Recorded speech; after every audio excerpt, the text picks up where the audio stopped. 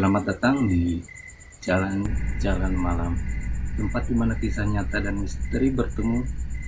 Kali ini saya akan membawakan cerita dari seorang yang nyaris kehilangan nyawanya, bukan karena kecelakaan dan bukan karena penyakit, tapi karena hampir dijadikan tumbal pesugihan Kuto Ijo.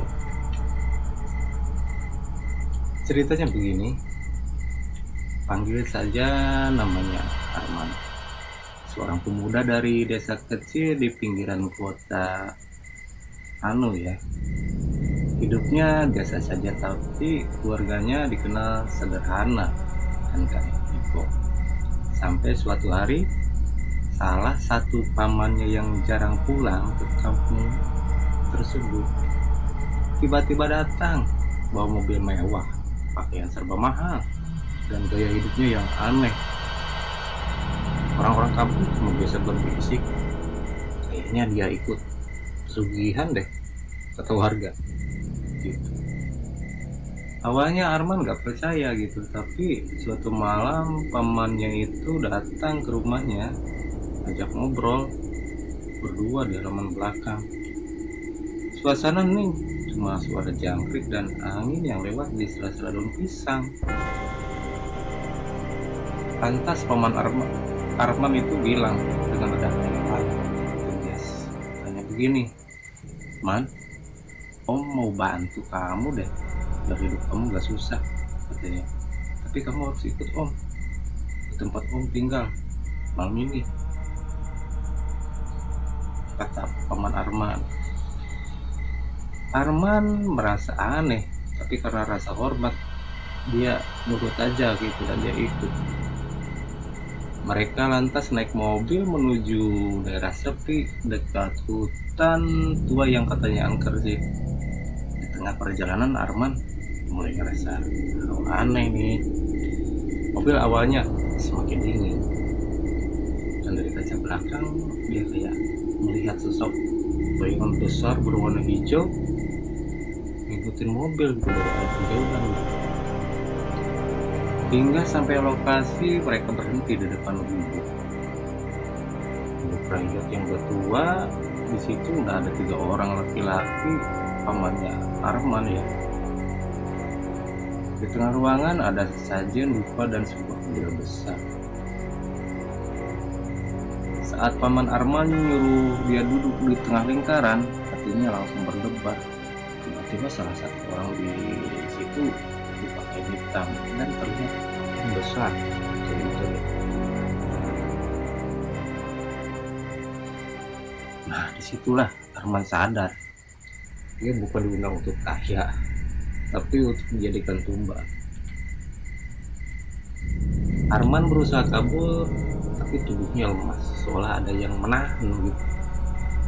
Paman Arman dan orang-orang itu mulai pamit dan suara tawa besar terdengar dari luar gubuk, sehingga gubuk itu terasa bergetar.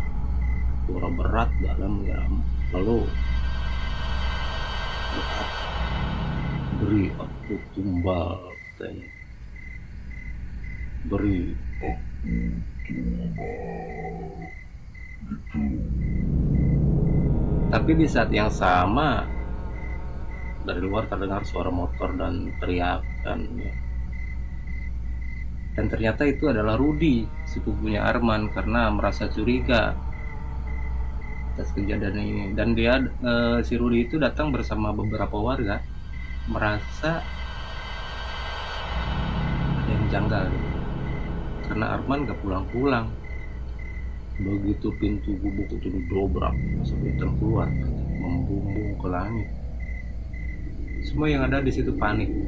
Batu Kuto Ijo itu mendadak keretak dan meledak. Duar!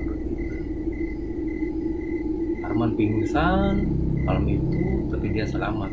Pamannya kabur tak kemana. Sampai sekarang pun ketemu lagi. Dan sampai sekarang Arman hidup tenang bersama keluarganya, aman, sehat, dan jauh dari hal-hal seperti itu gitu. Teman-teman jalan-jalan malam, sobat jalan-jalan malam, cerita ini jadi pengingat buat kita semua Jangan pernah tergoda harta instan, karena di balik kekayaan yang datang dari jalan gelap selalu ada harga yang gak sebanding dengan nyawa. Dan buat kalian yang masih penasaran dengan kisah-kisah mistis lainnya, jangan lupa subscribe, nyalain loncengnya, dan dukung terus channel Jalan-Jalan Malam, karena masih banyak kisah misteri yang belum sampai kita ungkap. Jangan lupa, bila ada di antara sobat Jalan-Jalan Malam punya cerita, punya pengalaman, silakan tulis di kolom komentar atau kirim ke nomor WA yang ada di deskripsi. Sampai jumpa di kisah berikutnya. Tetap waspada dan jangan pernah jalan sendirian di malam hari. Hanya di Jalan-Jalan Malam.